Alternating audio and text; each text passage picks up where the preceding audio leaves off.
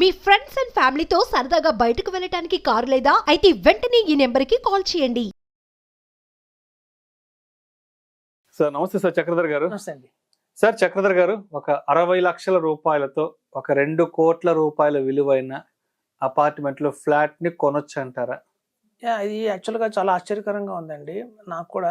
ఎందుకంటే రీసెంట్గా నా ఆఫీస్ ఒక ఆయన వచ్చారు.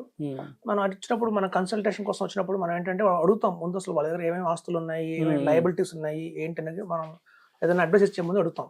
అలాగే రాస్తున్నప్పుడు అడిగాను, సార్ మీ దగ్గర ఏమేమి ఆస్తులు ఉన్నాయి ఏంటి అంటే ఆయన నాకు నేను ఇండియా ఒక ఫ్లాట్ కొనుక్కున్నానండి గచ్చిబౌలిలో, 2 కోట్లు అయింది అని రాశారు. సో 2 కోట్లు అయింది కాబట్టి ఆటోమేటిక్గా 2 లక్షలు ఈఎంఐ అన్న ఉంటుంది, ₹1,00,000 ఈఎంఐ అని లైబిలిటీ కదా. సో అసెట్ కింద నేను 2 కోట్లు రాశా. లైబిలిటీ కింద సార్ మరి ఈఎంఐ అంతా 1,00,000 2 లక్షలు అడిగా. అంటే అబ్బాయి లేదు నవ్వాడు ఆయన. ఏంటండి అంటే లేదండి నేను యాక్చువల్గా వచ్చిన ట్రిక్ వాడాను, దాంతో నాకు ఇల్లు వచ్చింది 2 కోట్ల ఇల్లు.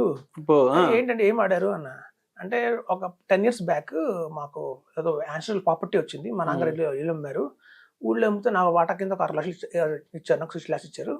ఆ 6 lakhs తో నేను ఒక మియాపూర్ లో ఒక హైరేజ్ అపార్ట్మెంట్ స్టార్ట్ చేశారు, వాళ్ళు కడుతున్నారు ఎవరో. సో కడుతుంటే అందులో నేను ఒక ఫ్లాట్ బుక్ చేసుకున్నాను 20 లక్షలు పెట్టి. 2000 SFT ఫ్లాట్ స్టార్టింగ్ స్టేజ్ కాబట్టి 3,000కి వచ్చింది ఆ రోజు. 3,000కి నేను బుక్ చేసుకున్నాను సార్. నేను అట్లా 3,000కి బుక్ చేసుకున్న ఫ్లాట్ ఆటోమేటిక్గా కన్స్ట్రక్షన్ అయ్యేసరికి 4.5 years పట్టింది. అది కాస్త 6-7 వేలు అయింది. నేను అనుకున్న దాన్ని అది అండర్ కన్స్ట్రక్షన్ లో ఉన్నప్పుడు దాని రేట్ కూడా పెరుగుతూ వచ్చేసింది. మొత్తం ప్రాజెక్ట్ కంప్లీట్ అయ్యేసరికి దాని రేటు 7,000-8,000 దాకా వెళ్ళిపోయింది. సో అలా 7,000 దాకా వెళ్ళిన ఫ్లాట్ ని ఆయన అమ్మేశాడు.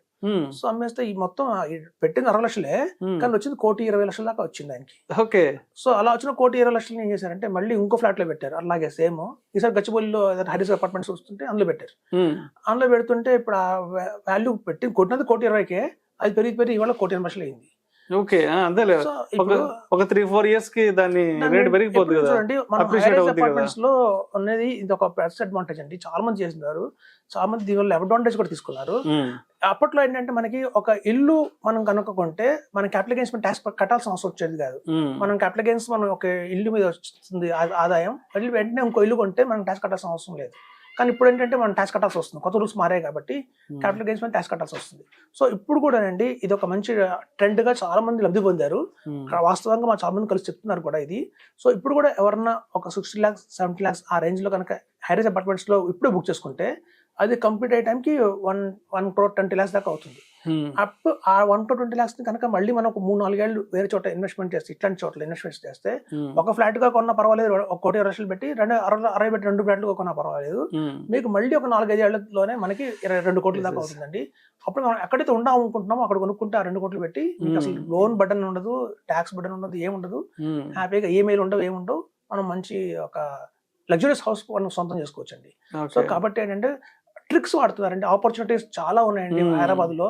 చూడండి చాలా మంది చూస్తారు, ఇట్లాంటి ఆప్షన్ ఎవరికైనా చెప్పామంటే చాలా మంది కొంచెం భయపడతారు.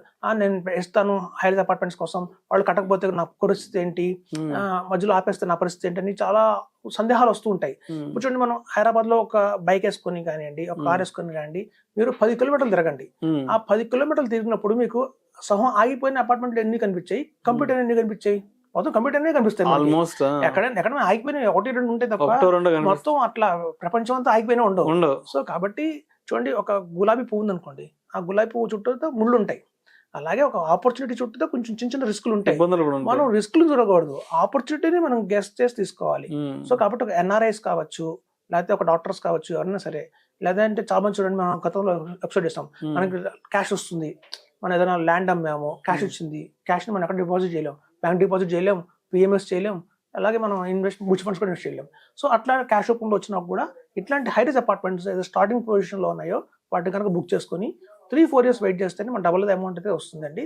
సో ఇది ఒక మంచి కాన్సెప్ట్. ఇట్లా కనుక 2-3 times మనం రొటేట్ చేసామంటే ఫైనల్గా మనకు ఒక మంచి ఇల్లు అనేది తీసుకోవచ్చు. ఇది మనం ఫస్ట్ నమ్మడానికి నాకు కొంచెం కష్టంగా ఉంది, కానీ ఆయన ప్రూఫ్ చూపించారు. అది మన కాన్సెప్ట్ అర్థం చేసుకోగలగాలి. ఇలా చాలా మంది కూడా చేస్తున్నారు. సో ఇది మనం చెప్తే మన వ్యూస్ కూడా ఉపయోగపడుతుంది అన్న తాపత్రం చేస్తాం ఈ ఎపిసోడ్. సో కాబట్టి మంచి చాలా మందికి థాట్స్ కూడా రావండి, ఇలా చిన్న థాట్స్ కూడా రావు. సో కాబట్టి ఇది ఒక మంచి ఐడియా. సో కాకపోతే ఏంటంటే 3 conditions చూసుకోవాలండి. బిల్డర్ ఎవరైనా చూసుకోవాలి, బిల్డర్కి ఎన్నాళ్ళ ఎక్స్పీరియన్స్ ఉంది, గతంలో ఎన్ని అపార్ట్మెంట్లు కట్టాడు, ఎన్నాళ్ళ నుంచి ఆ లొకాలిటీలో ఉన్నాడు. ముందు బిల్డర్ చాలా ఇంపార్టెంట్. తర్వాత ఏంటంటే లొకేషన్ చాలా ఇంపార్టెంట్ అండి. మనం తీసుకుంటున్న ఫ్లాట్ చుట్టూతా ఎన్ని ఉన్నాయి, లైక్ ఇంజనీరింగ్ కాలేజెస్ ఎలా ఉన్నాయి, స్కూల్స్ ఎన్ని ఉన్నాయి, మనకి సూపర్ మార్కెట్లు ఉన్నాయా, మాల్స్ ఉన్నాయా, ఓఆర్ఆర్కి ఎస్పెషల్లీ ఓఆర్ఆర్కి ఎంత దగ్గరలో ఉంది. ఇవాళ హైదరాబాద్ నుండి ఓఆర్ఆర్ అనే గిఫ్ట్ అని చెప్పొచ్చు. హైదరాబాద్ ఇప్పుడు చూడండి, నేను ఈస్ట్ నుంచి వెస్ట్కి వెళ్ళాలన్నా నాకు 1 అవర్ పడుతుంది అంతే. మీరు సౌత్ నుంచి నార్త్కి వెళ్ళాలన్నా 1 అవరే. మీరు ఓఆర్ఆర్ ఎక్కారంటే ఎటు నుంచి వెళ్ళిన మీరు 1 గంట వెళ్ళిపోవచ్చు. సో ఓఆర్ఆర్కి 5 నిమిషాల్లో ఉంది అంటే మనకు ప్రైమ్ లొకేషన్ అని చెప్పొచ్చండి. ఇవాళ అది కళ్ళు మూసుకునైనా మనం ఎక్కడైనా పొద్దున సేల్ చేసుకోవచ్చు. సో కాబట్టి ఓఆర్ఆర్కి దగ్గర ఉందా, నేషనల్ హైవేకి దగ్గర ఉందా, సూపర్ మార్కెట్లు ఉన్నాయా, సినిమా హాల్స్ ఉన్నాయా, స్కూల్స్, కాలేజెస్, ఐటీ కంపెనీల దగ్గర ఉన్నాయా, ఇవన్నీ కనుక పర్ఫెక్ట్గా ఉన్నాయి అంటే మాత్రం మంచి లొకేషన్ అని చెప్పొచ్చండి.